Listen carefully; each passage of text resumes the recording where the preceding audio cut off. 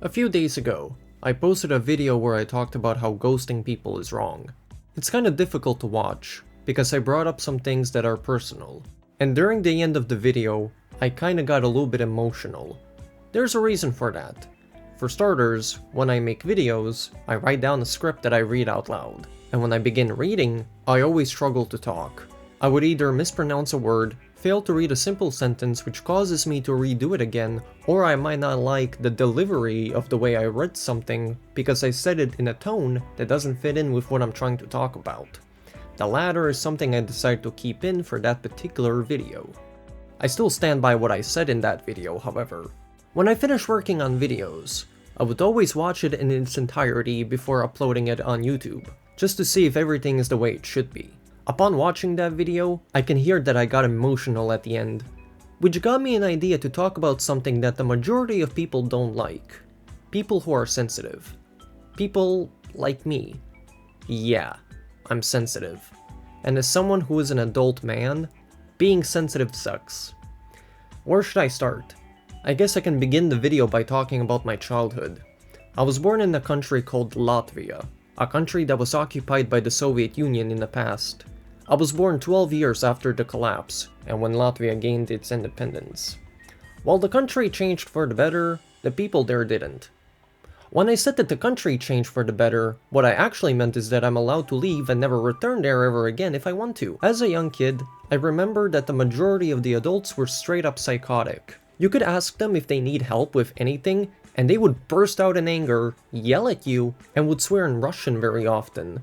Latvia has its own language, and they have their own swear words, but there aren't that many, or at least there aren't that many that can offend someone. So many people just swear in Russian, which is something that I've heard a lot during my childhood.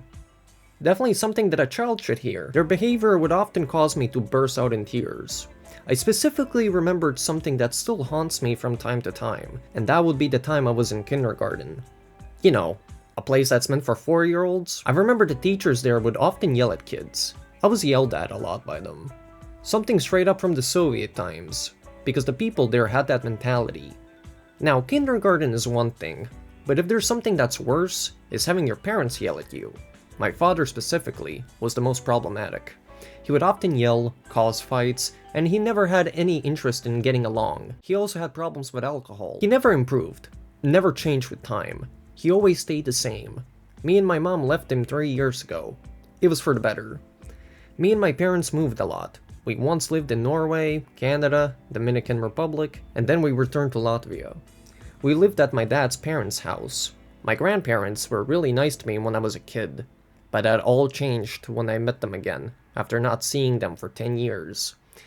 They behaved exactly like my father. They made me feel like I was a useless human being.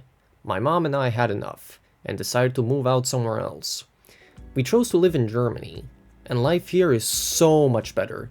Ich liebe Deutschland. So from everything I've just said, all of that is why I'm sensitive.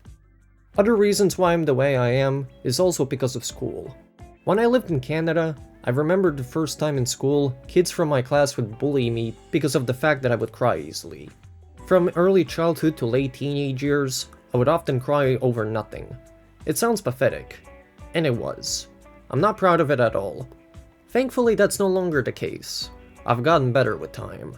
When I was in high school, I wanted to be friends with people, and almost no one was interested. I was bullied for being different. I had some friends, but we never really bonded much together, and I haven't spoken to them for years. So, that's another reason why I'm sensitive. Being sensitive really sucks, because it makes it very difficult to make friends, and it's hard to have people take you seriously.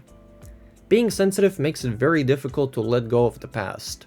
I still remember things that happened a decade ago. Things that still haunt me to this very day. What else sucks is that it isn't something that can be cured. You can't just say, "Just stop being so sensitive." because it just doesn't work that way. It's hardwired into you. All you can really do is try your best to control yourself and not take things to heart. There's one reason why I'm sensitive, which might be the cause of why I am the way I am. It's because I was born on the 14th of July. People who are born from the June of 21st and all the way to the July of 22nd has Cancer as their zodiac sign. They're known for representing nurturing, emotional depth, and intuition. One other thing they're known for is being highly sensitive. As someone who is a crab, I can confirm that it's 100% true. Our zodiac signs explain a lot about us as people. It's pretty interesting. So, yeah, I think that explains the reason why I'm sensitive. If there's one good thing about it, is that it's easy to know what kind of people you want to surround yourself with. I don't know what it is, but you can feel people's energy. It's quite a useful thing to have, which is quite of a benefit to have if you have Cancer as your zodiac. So, that's good at least. As I'm an adult now, I have accepted the fact that the world is the way it is, and there's nothing I can do about it.